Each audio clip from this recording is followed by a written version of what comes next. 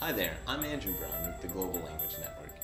And when I started my small not-for-profit organization just under a year ago, I knew very little getting into the business. But what I did understand was the importance of building relationships and establishing a connection with people when getting into business. With that in mind, I didn't realize how important that was until just the other day. My organization was looking to partner with DC Public Libraries. I had a huge meeting with someone named Andy Burhan, who would eventually be in charge of managing our partnership and would allow us access to 25 other branches serving over 600,000 people. So I was in the elevator, I kept passing the floor, trying to buy some more time. Given that, I was a little nervous, to say the least. Hey, come on in. How are you? Hi there, I'm Andrew. Hi, how are you?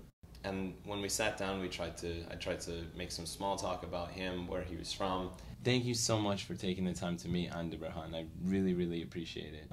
As it turned out, he was from Eritrea. I noticed something from? on his This is desk. from back home, Eritrea. Have you heard anything? Do you know anything about Eritrean? Sadly, I don't know much about Eritrea. I heard you speak Tigrinya, is that right? That's correct. I'm very impressed. And we Yeah. joked around a little bit. I said, being from a small mountain town in Colorado, I didn't know much about his country, but The only thing we have in common is that we've both seen our fair share of goats. That's correct, actually. Yes, very interesting. God is correct. and at the end, I showed interest in his language by asking him to teach me a few words in Tigrinya. And that's it. So what do you think? As we say in Tigrinya, Nigborro, meaning in other words, let's do it. Let's do it, Nagboro. Nigborro. How do you say thank you? Yaqanirlay. Yaganyele. He taught me some words like Bijaha, please, Yaranyele, thank you, Nigboro, let's go, let's do it.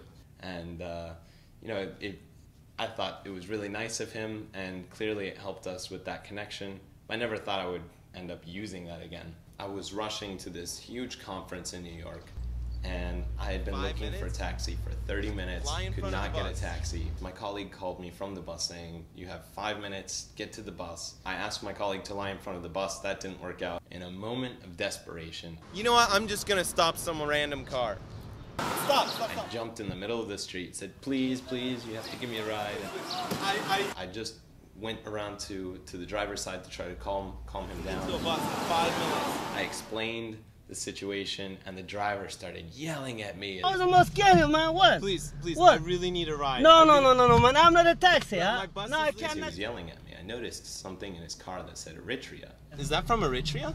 I said, Bijaha, I really need a ride Yeah, to get what do to you this know? bus. Bijaha, my friend, Bijaha. Bijaha, Nigboro, please. He was so impressed that I tried to make a connection with his country. He said, okay, Nagboro, let's go. And I jumped into his car, and I made it to my bus. I made it to the conference, and that's how a few words got me to New York. So my advice from this experience is true not only for business relationships, but also for personal relationships. Show an interest in who they are, where they're coming from, and you'll see that it completely changes and transforms the relationship. That connection and the knowledge you gain from it might just save you down the road, literally.